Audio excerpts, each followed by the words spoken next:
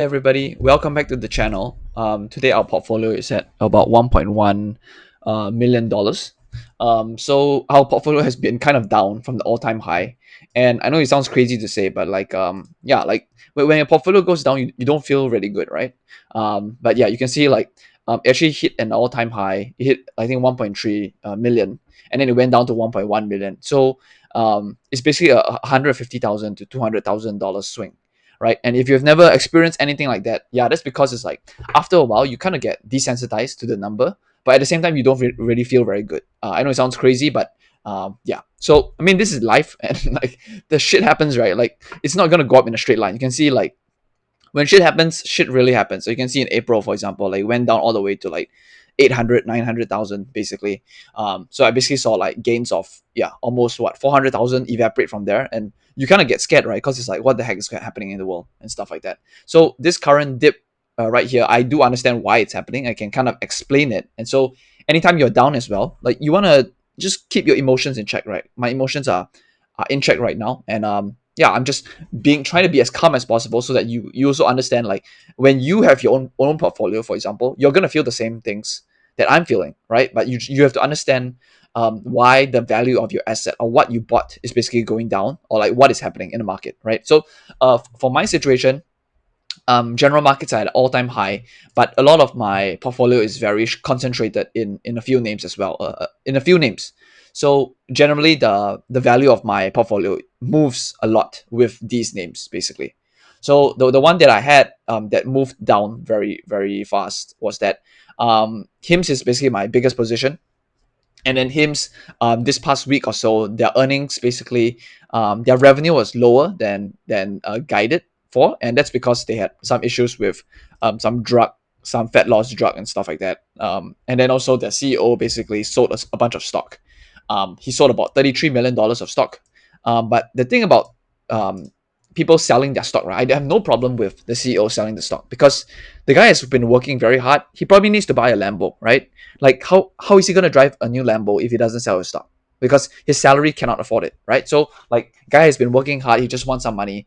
He wants to cash out a bit, and but basically you can see like from the high here, from this like July high of $65, it's actually like directly correlated to to basically my portfolio size as well. So I'm totally aware what's happening. I do believe in this company. I believe this company is only like a $10 billion market cap company. I believe it can go to 20 billion. And yeah, I'm basically gonna hold it all the way there because I think it's healthcare is a major sector in the economy, and like yeah, there's just a lot of money to be made here. And I hope hopefully they can continuously build for the next 3 to 5 years, right? Yeah. So this is the first update. Um, and then the second update, the reason why I'm making this video is kind of me explaining why I own a bunch of Bitcoin. And like I used to be a full equities guy. Okay, so like I completely don't understand crypto at all. I don't even believe in it last time. But then I basically have a family member. Sorry, I have a cousin. I would say an uncle, more like an uncle, where he basically like he had outsized returns in Bitcoin, and then he's like a really smart. He has a PhD in science as well. And then so basically, I looked at him and I was trying to figure out like why this person has it. And I know it sounds like a cult, but basically Michael Saylor always says that Bitcoin is on a need to know basis.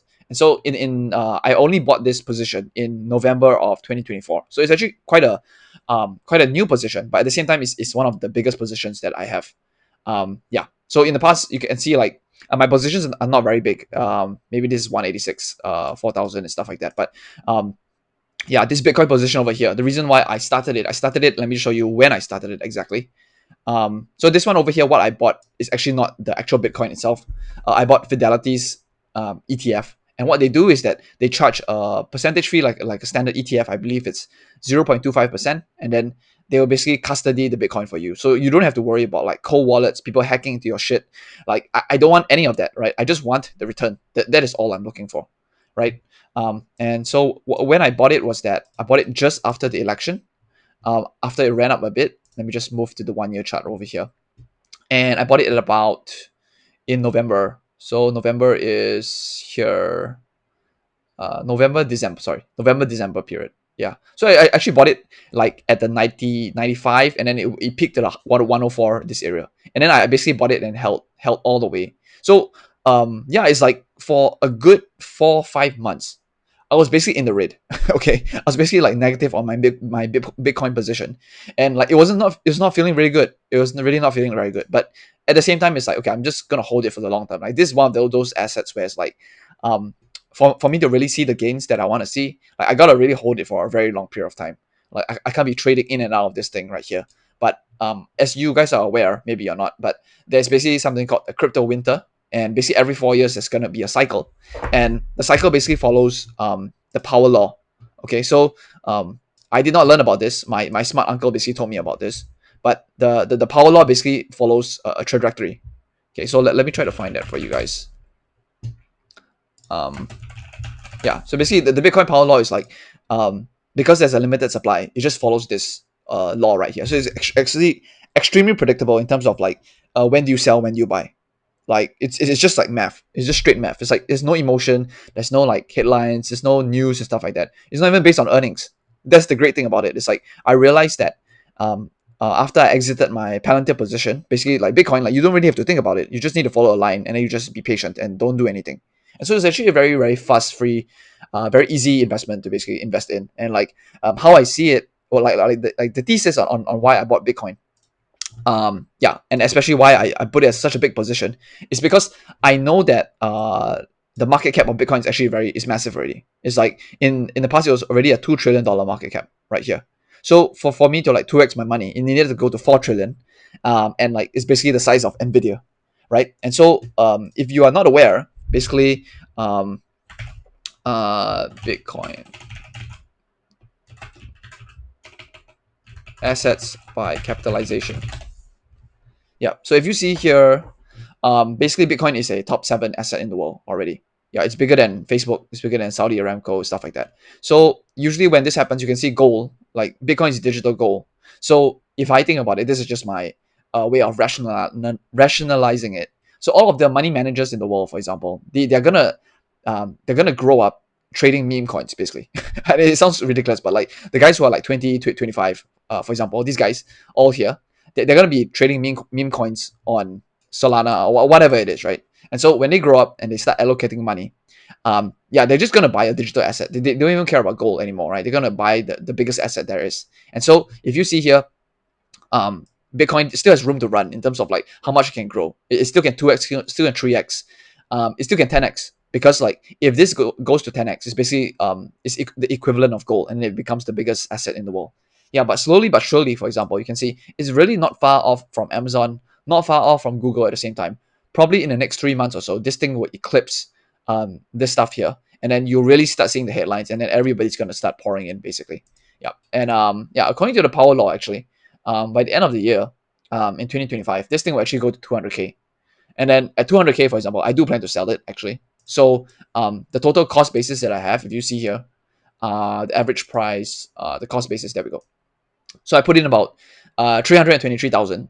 So you might be saying it's like, yeah, it's actually harder than it looks. Okay, it's because like to allocate something, to allocate 300,000 to an asset, when your entire portfolio is about like maybe 800, 900,000, it actually takes, yeah, quite a bit of gumption and balls to do so. So you might look at this number and say, yeah, that's a big number, but then again, it's like if you go and try to do it for your account, you might be emotionally, yeah, basically my investment basically went down for the first 5 months. Okay, so I basically did nothing for 5 months, and then only in the past 2 months or so, something happened and something increased. It went above my target price. Okay, so yeah, you must keep in mind, it's like, I really believe in concentrated positions in terms of, can the asset grow, and can the asset grow consistently over time. All right, and in terms of Bitcoin, there's like all of the tailwinds, like everything about the Trump administration. Everybody in government wants this to go up, and then there is demand for this institution, by the institutions, and then the treasury companies are coming in and buying this stuff right here. And so like there's basically a lot of argument for why this should be a thing right here. And so over time, I do believe that, yeah, naturally people understand that the inflation, they're printing money and stuff like that. So the demand for the asset, the story makes a ton of sense. The story makes a ton of sense. Yeah. Yeah. And often every single time you can see, every time Bitcoin makes an all-time high, right? There's always going to be a headline and stuff like that. So like I believe like financial capital markets are quite simple. You always need a narrative, a very strong narrative to come in.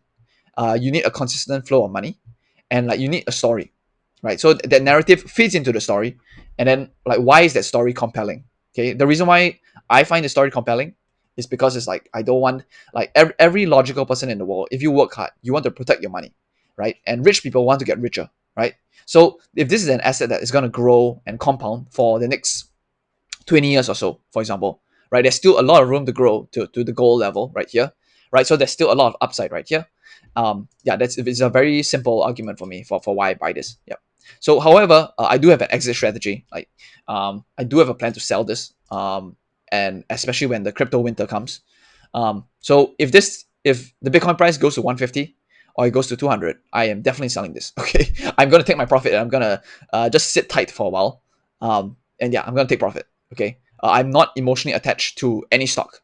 For example, like I like Amazon as a company, I really do. But if one day Amazon changes its story, its narrative, and then things are going down, yes, I'm gonna sell it. I don't care, right? I don't care. Like in the past, I had Palantir, and then the Palantir position was about like $250,000 or so, and then eventually I sold it. Even though I really like the company, I know everything about the company. I watched a ton of CEO interviews and stuff like that. I listened to the earnings call. Yeah, but when it's time to sell, it's time to sell, right? Okay, so yeah, I can tell you my mistakes in the past as well. Like I had Alibaba.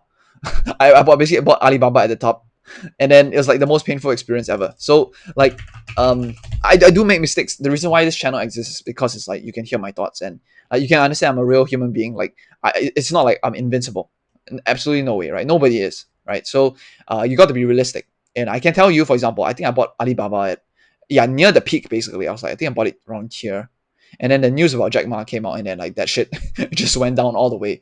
So yeah, like that was my first time getting burnt in the financial markets, and like it did not feel good. So and I started to research on investing. I researched why companies blah blah blah, and then like I researched how to do entries, exits, valuation actually matters, etc. etc.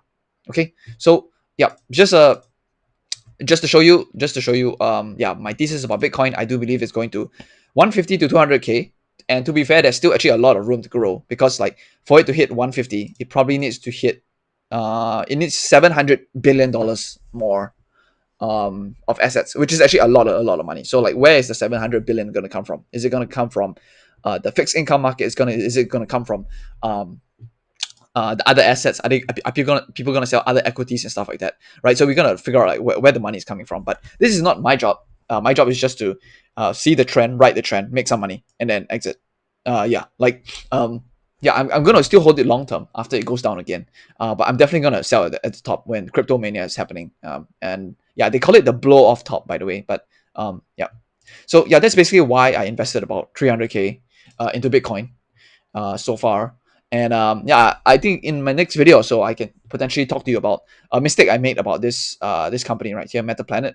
I do believe it's the correct company, but I believe I bought it at the wrong price, or I bought it at a very stretched valuation, and I maybe did the math wrong. So like even in the among the best of us, or like among anybody, like you could still make mistakes, right? So I believe I did make a mistake here. But we'll see. We'll see what happens to this company over time. But they are a Bitcoin treasury company, and it's my first time buying a Bitcoin treasury company. You can see, I'm so used to buying like technology companies, technology, and so like I kind of understand technology, I feel. But the first time I buy a Bitcoin treasury company, yeah, they're just different metrics that you have to look at, basically. Yeah. Okay. Yeah. Okay. So yeah, that's basically it.